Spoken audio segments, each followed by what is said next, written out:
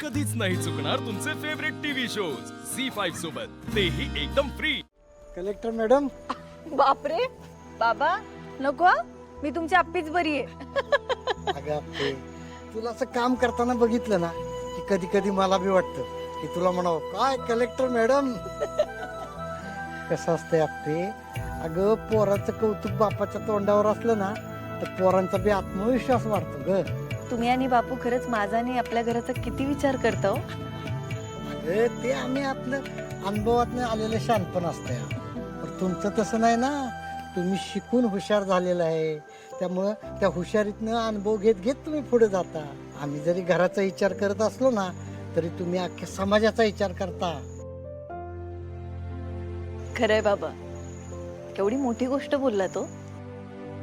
पण बाबा म्हणजे मी सगळा कस लावून सुद्धा मुलींवरच्या अत्याचाराच्या बाबतीत मला काय करावं तेच कळत नाही हो.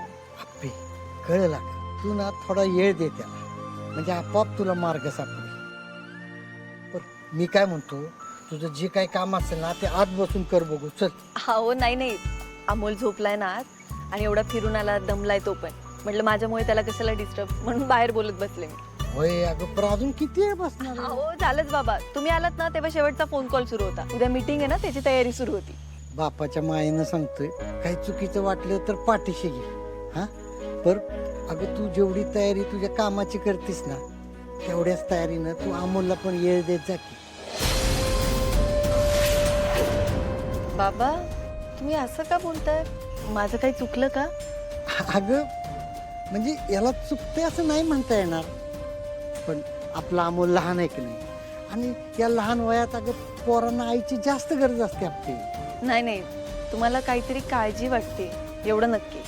आपले आता आपल्याबरोबर आपल्या घरात रुपाली आहे ना, तर तिला पहिल्यापासूनच अमोल तिच्या आयुष्यात हवा होता. हो बाबा, पण त्यात काहीच गैर नाहीये. अगं त्याच्यात काही गैर नाही ग, पण त्याच्यासाठी तिनं जे काही केलं ना ते लय गैर आहे ग. म्हणजे तिनं तुझ्यात आणि अर्जाच्या आत भांडणं लावण्याचा प्रयत्न केला. अमोल अर्जाबरोबरच कसा राहील ह्याच्यासाठी प्रयत्न केला. हो मला कळतंय तुम्ही काय म्हणताय ते. तू मुद्दाम नाही, पण तू कामात असते, त्यामुळे चुकून तुझ्याकडनं जर का अमोलकडे दुर्लक्ष झालं ना तर त्याचा रुपालीकडे जास्त ओढा होऊ नये ग. बाबा अप्पे अगं, तू खरंच चांगली आई आहेस, पण तू जरा थोडा वेळ दिलास ना अमोलला, म्हणजे मग अमोल रुपालीकडे जास्त ओढला जाणार नाही ग. बाबा तुम्ही नका काळजी करू, मी तुम्हाला वचन देते, मी माझ्या कामामुळे अमोलकडे कधीच दुर्लक्ष नाही करणार. मी माझ्या कामातून त्याच्यासाठी नक्की वेळ काढेन. बर चला, जेवण झाले. आमचा नातू जरी कंटाळून झोपला असला ना तर आमच्या शतपावलीत खंड नको पडायला.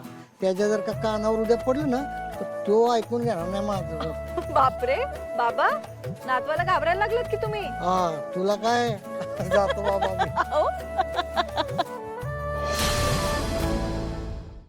झी5 ॲप डाउनलोड करा आणि पहा सर्व एपिसोड्स एकदम फ्री.